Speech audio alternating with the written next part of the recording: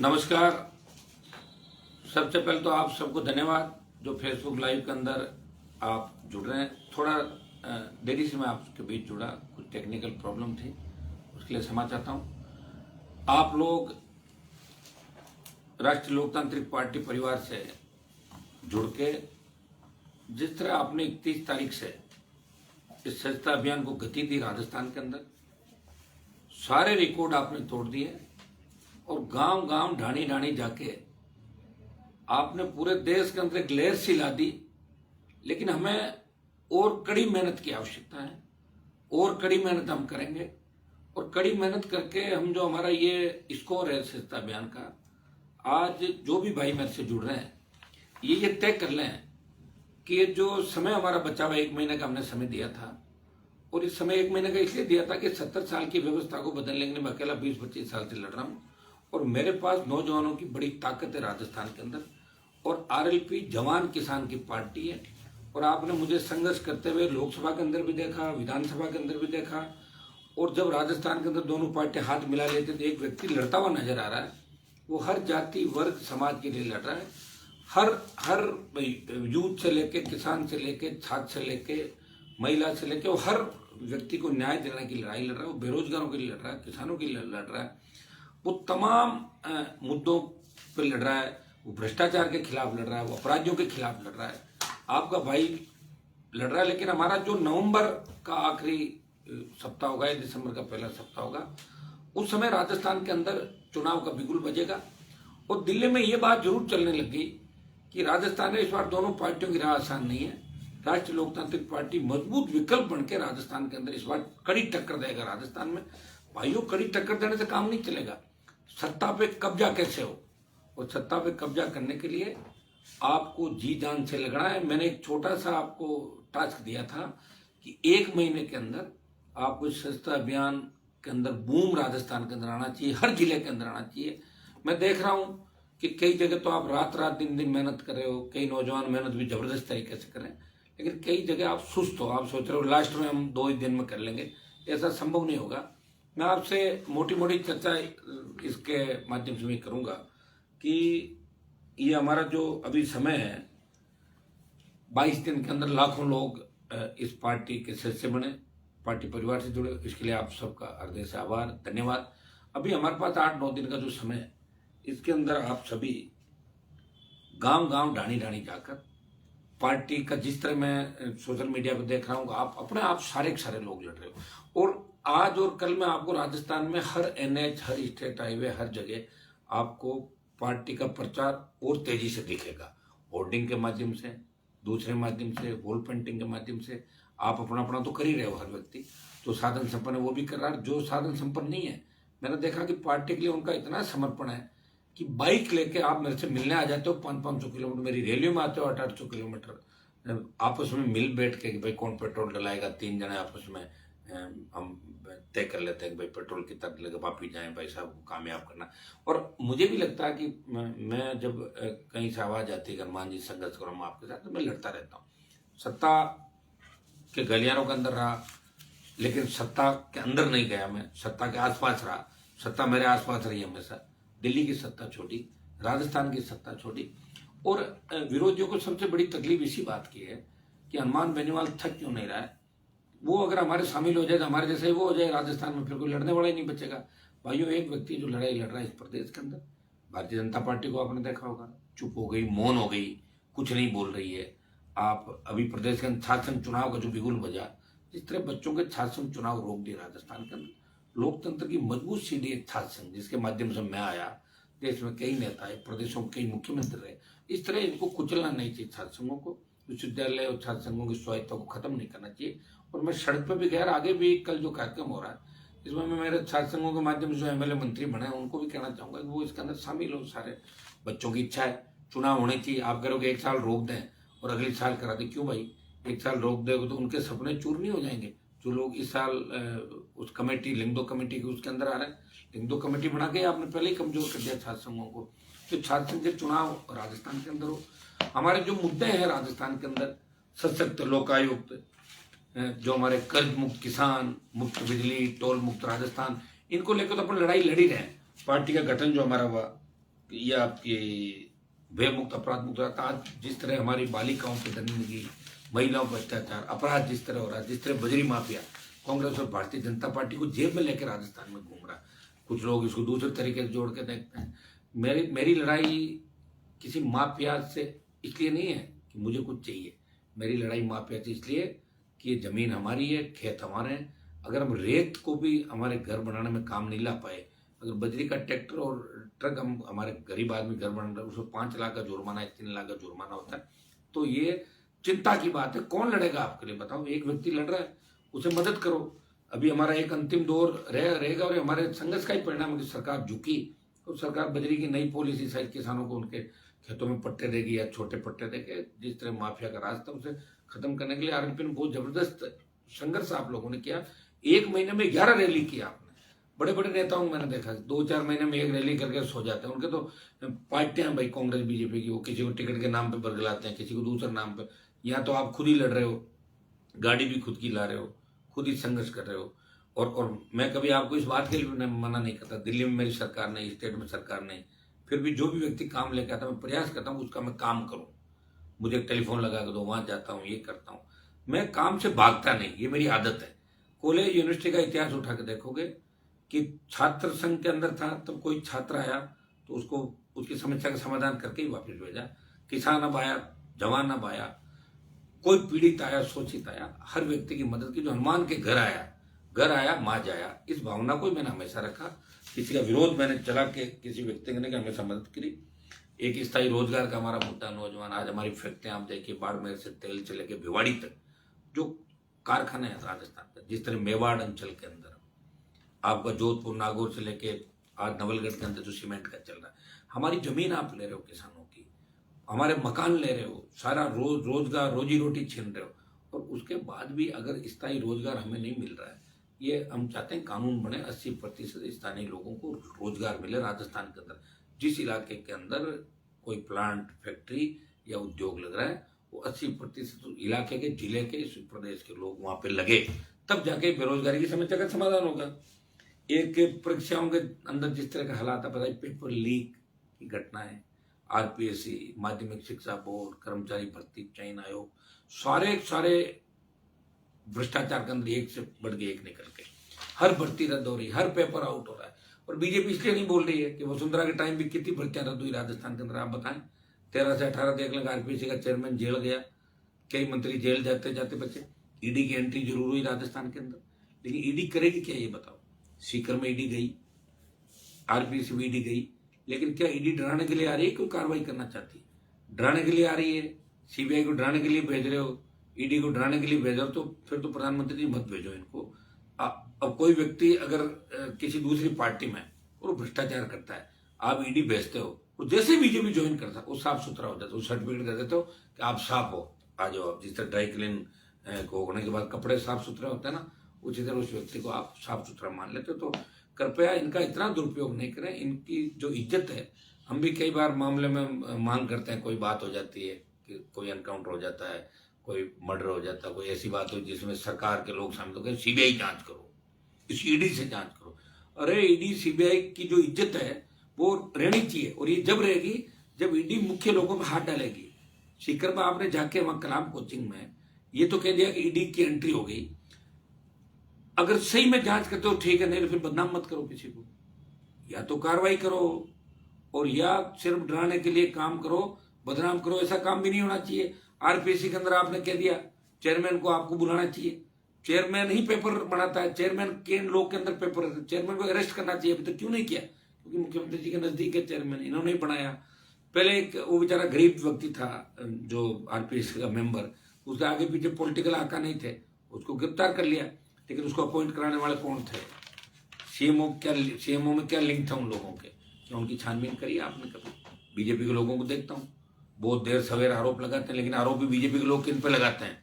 अगर महेश जोशी का मामला हो तो बीजेपी के नेता जो उससे हाथ मिलाए बैठे हैं, वो कभी महेश जोशी के खिलाफ नहीं बोले। दूसरे किसी नेता का, जैसे बीजेपी वालों की दोस्ती हो, जैसे प्रेमन मंत्री के उस समय घोटाले की बात थी, तो भाजपा नेताओं की जो दोस्ती थी खुलकर आई विधानसभा में। कोई उठाने मामला उठाए जैसे करे, मत उठाओ, हमारी बात होगी। तो ये जो हालात बने हैं, और अशोक गहलोत ये कह दे कि मेरी सरकार तो वसुंधरा ने बचाई, तो ये भाइयों समझ लो आप राजस्थान कहाँ जा रहा है, किस दिशा में जा रहा है। कौन इस राजस्थान के लिए लड़ेगा, कौन तुम्हारी मदद करेगा।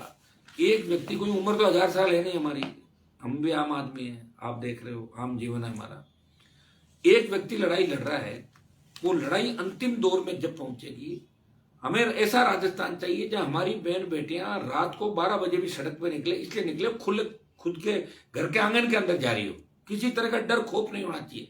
कोई बच्चा स्कूल जाए, कोई बेटी स्कूल जाए, आधा घंटा लेट हो जाए तो माँ बाप चिंता करते हैं, पता करो टैक्सी वाला कौन है, बस वाला कौन है, स्कूल से कब निकली बच्ची हमारी। ये जो खौफ है राजस्थान में, ये खौफ खत्म कैसे होगा।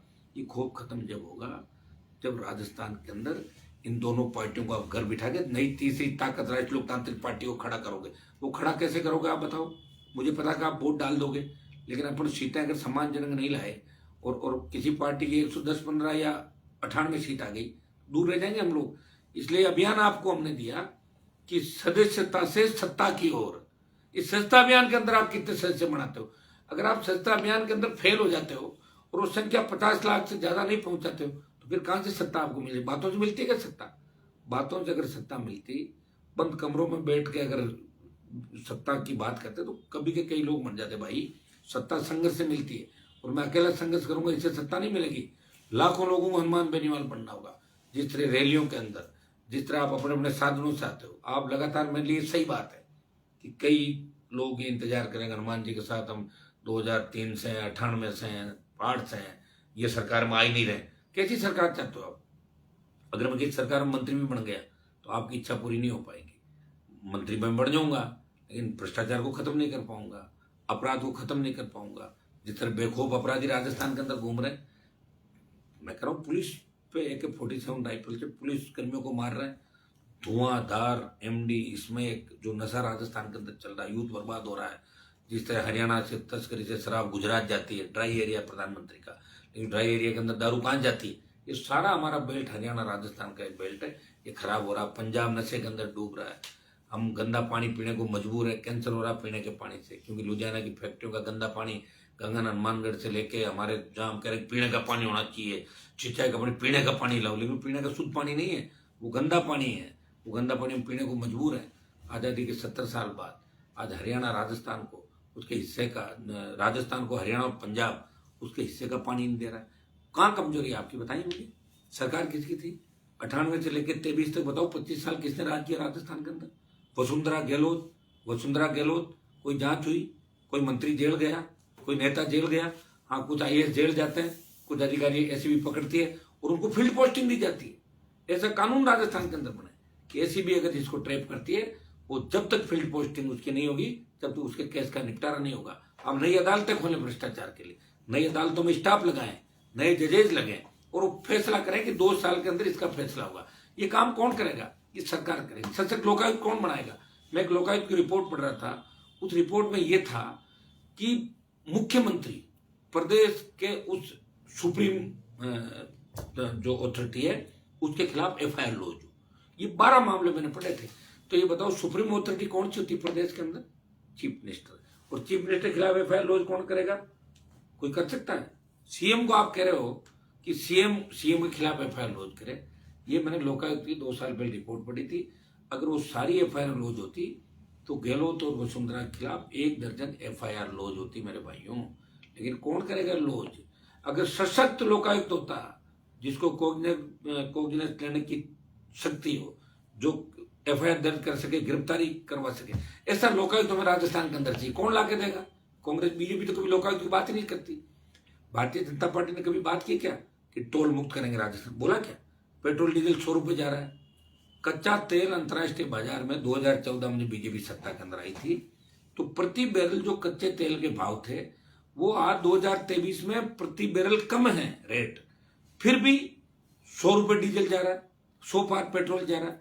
क्या धाप नहीं रहे लोग, ऊपर से टोल ले रहे हो, आपका सेस का पैसा भी ले रहे हो। आप बताइए, टैक्स पे 3 लेयर टैक्स, फिर भी टोल। कहाँ जाएगा आम व्यक्ति। और ज्यादा कोई लड़ाई कर रहे उसको आप विधानसभा लोकसभा में कह देते हो कि गाड़ी मत खरीदो भाई, टोल अपना आप नहीं लगेगा। आप ये भी कह दोगे कि मेरे तो एक मंत्री जवाब दे रहे अच्छी होटल में खाना खाओगे तो अच्छा बिल देना पड़ेगा और ढाबे में खाओगे तो ढाबे का देना पड़ेगा। किस तरह की मजाक इस देश के अंदर बन गई, किस तरह की मजाक प्रदेश में बन गई। ये लाल डायरी का मुद्दा राजस्थान के अंदर आया, क्या हुआ? कह रहे थे ना प्रतिदिन 3 पेज आएंगे, आए तो नहीं। क्या हुआ? इतने पेज थे क्या?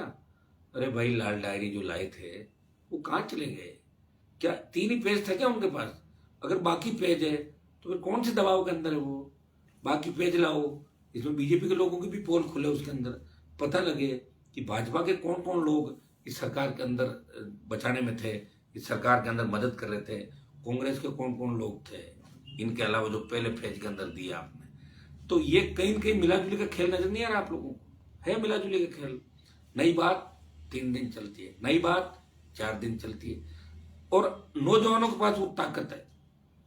देश को जब आजाद कराया था तब तांत्या टोपे, मंगल पांडे, भगत सिंह तक जो नौजवान थे, हजारों लोगों ने कुर्बानियां दी।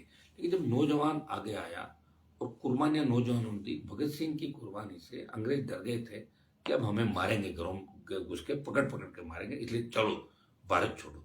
ये जवान थे। इस देश के अंदर हर क्रांति का नायक नौजवान था।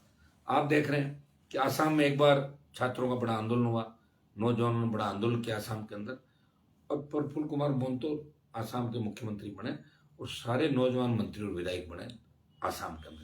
जब भाइयों एक आंदोलन से आसाम बदल सकता है, तो क्या राजस्थान के नौजवानों में दम नहीं किया? इतना नारे तो खूब लगाते हैं, वीरों की धरती, सूरवीरों की धरती। तो वीरों की धरती, सूरवीरों की धरती वोट डालते टाइम कहाँ चली जाती है? क्या बीजेपी में वोट डालना और सुबह कांग्रेस में डालना, टोल पे तो गाली लेना सरकार को कि सरकार टोल ले रही है, बिजली नहीं मिल रही है अभी किसानों को राजस्थान के अंदर। आप देखिए कि बिजली की व्यवस्था चरमरा गई। 6 घंटे बिजली देनी थी घोषणा पत्र के अंदर, 24 घंटे सिंगल फेज बिजली है, 1 घंटा भी बिजली नहीं मिल रही है, वो भी ट्रिपिंग के अंदर। बरसात नहीं हुई, किसान खून के आंसू पी रहा है, खून के आंसू रो रहा है।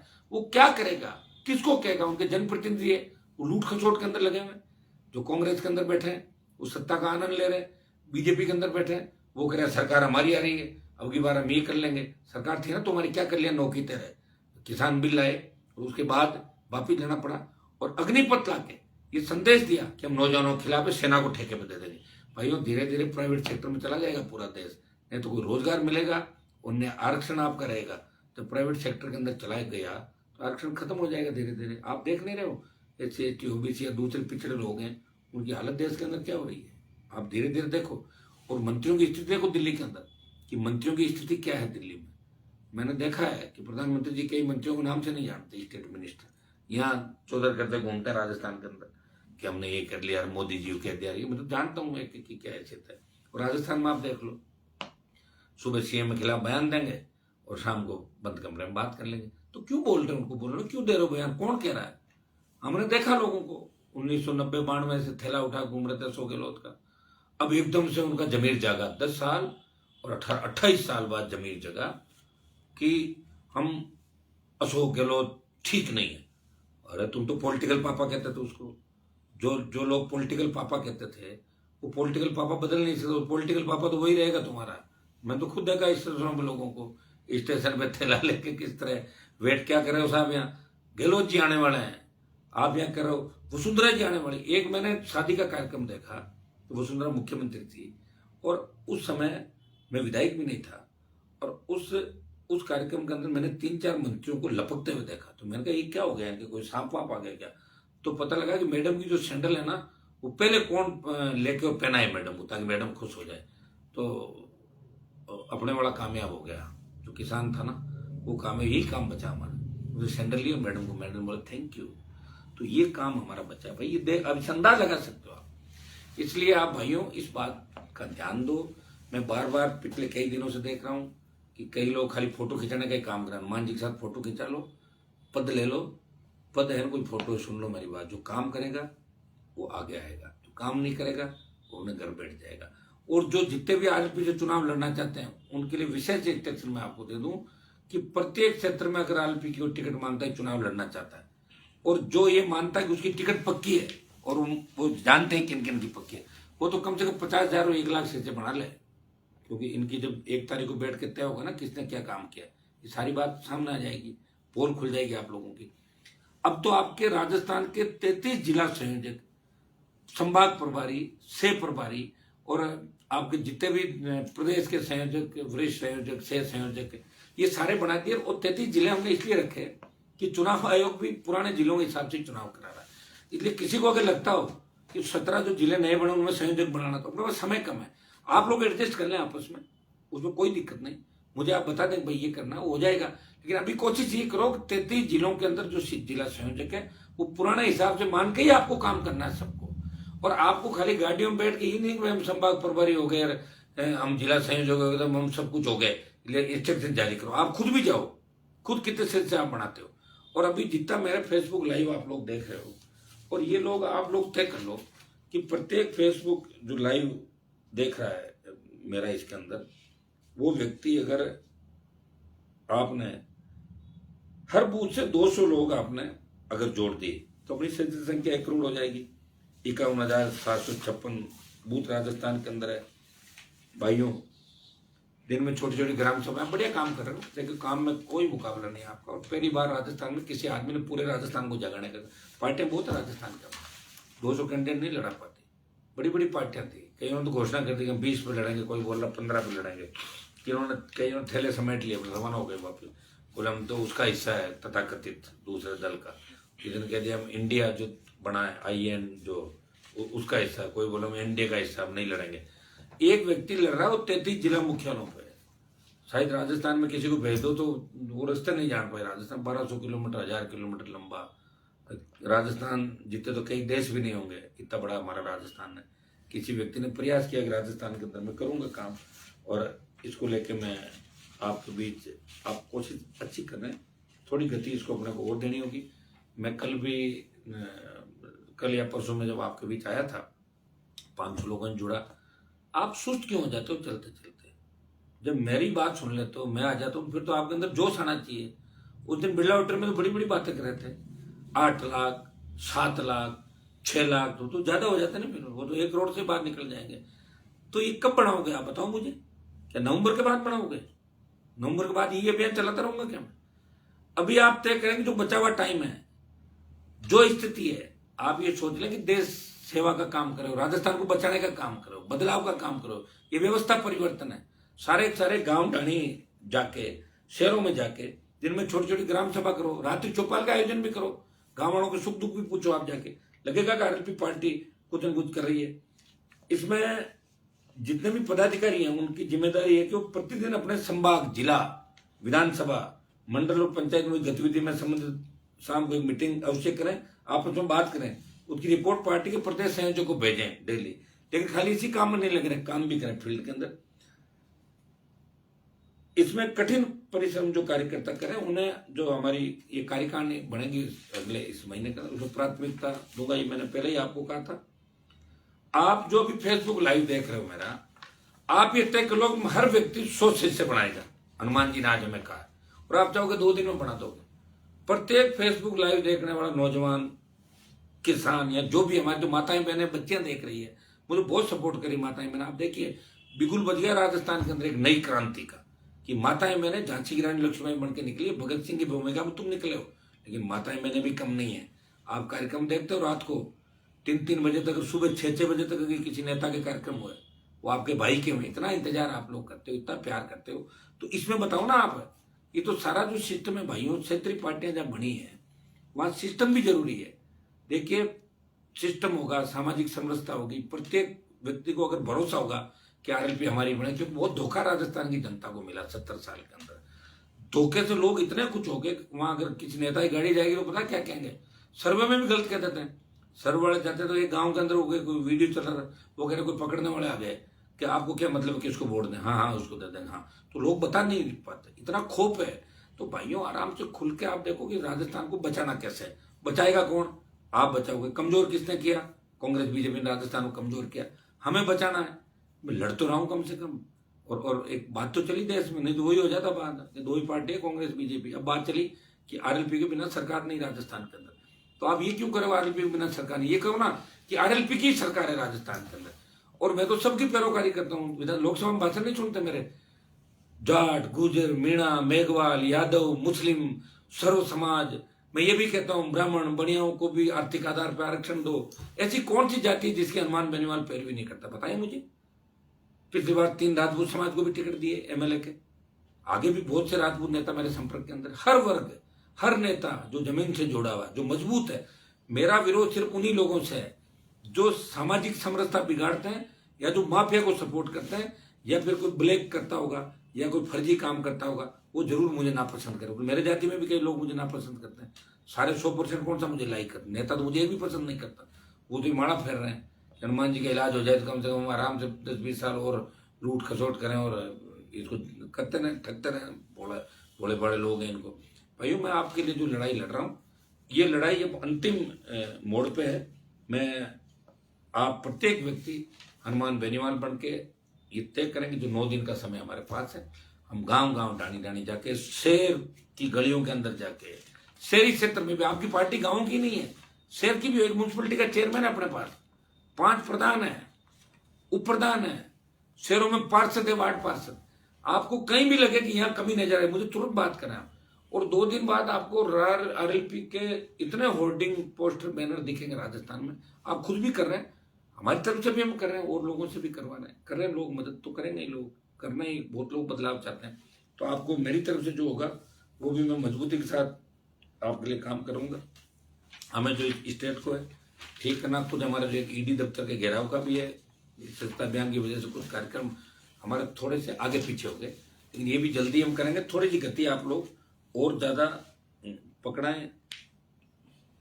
ERCP जो हमारी 12-13 जिलों की योजना है, इसको लेके भी लगातार मैं लोकसभा के अंदर लड़ रहा हूँ। इसको लेके भी बड़ा आंदोलन, दिल्ली कूच करूंगा मैं। अग्निपथ, ERCP, इसको लेके दिल्ली कूच।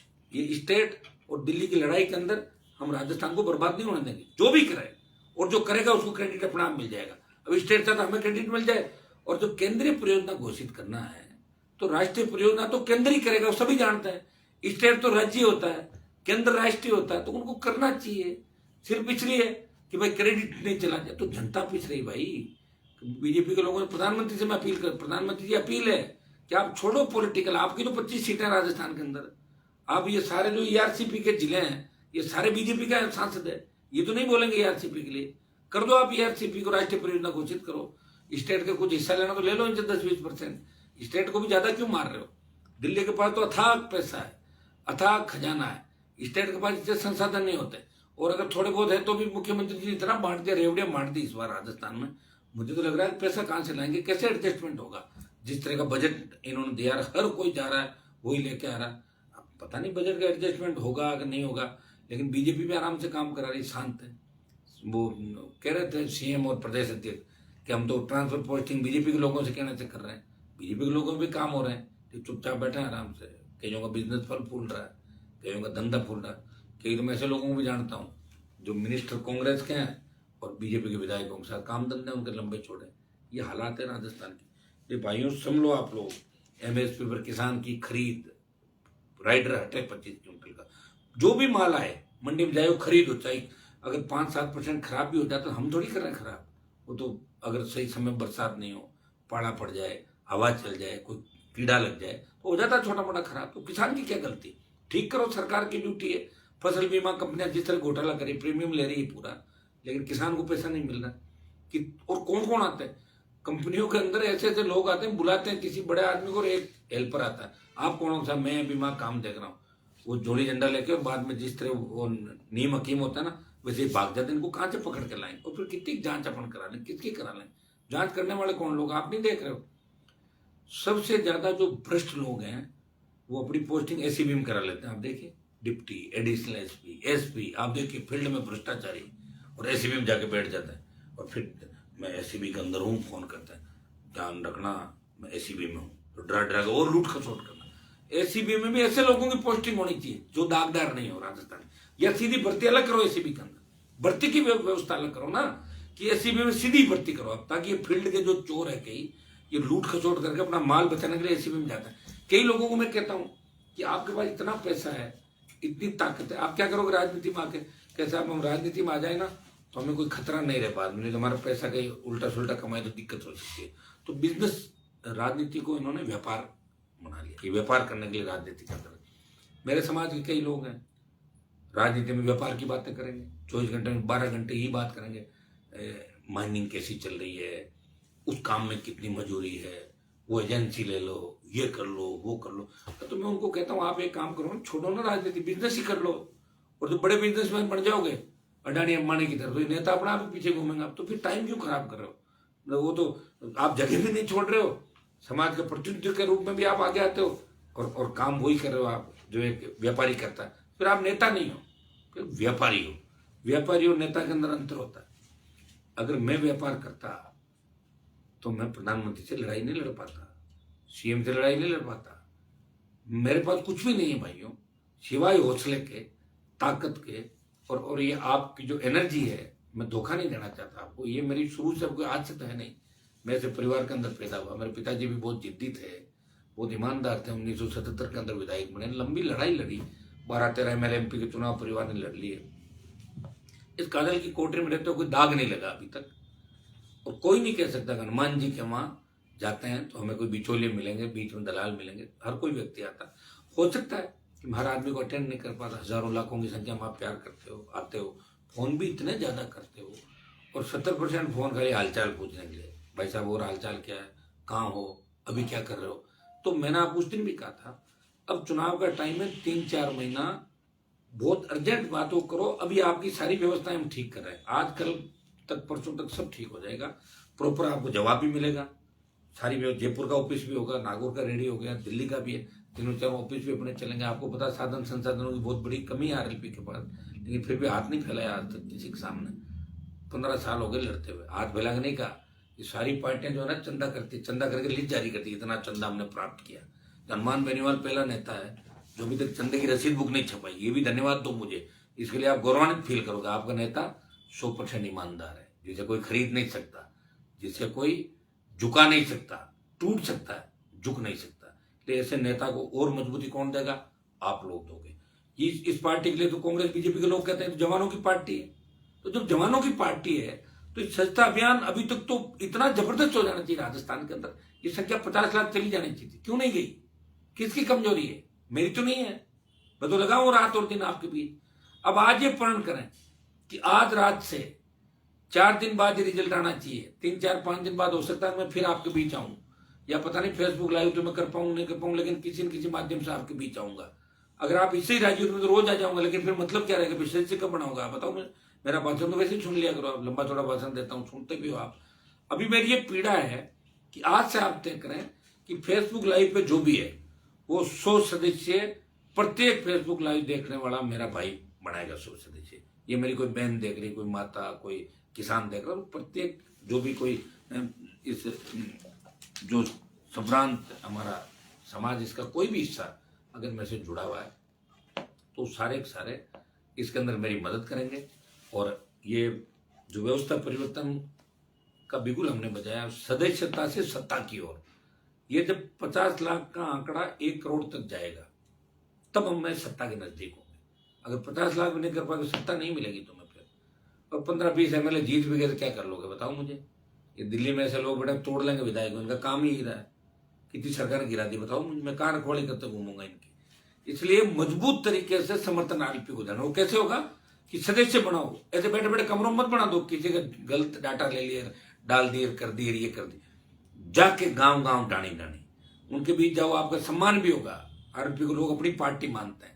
आप देखिए छोटे छोटे बच्चे किस तरह अपने झोंपड़े पे झंडा लगाते हुए नजर आएंगे, पार्टी किस तरह अपील करते हुए नजर आएंगे, किस तरह RLP के एक वीडियो में देख रहा था जिसमें RLP का झंडा उछालते हैं, वो बच्चे लुडो के आगे तक जाते हैं, झंडे को गिरने नहीं देते, कंपटीशन करते हैं RLP के झंडे को हम गिरने नहीं देंगे। हम तिरंगे का सम्मान करते हैं, लेकिन राष्ट्रीय लोकतांत्रिक पार्टी का भी हम राजस्थान में सम्मान करते हैं, क्योंकि ये भी जिस तरह तिरंगा आजादी का प्रतीक है, ये RLP हमें राजस्थान के अंदर नई आजादी लाएगी। ये नई आजादी राष्ट्रीय लोकतांत्रिक पार्टी राजस्थान के अंदर नई आजादी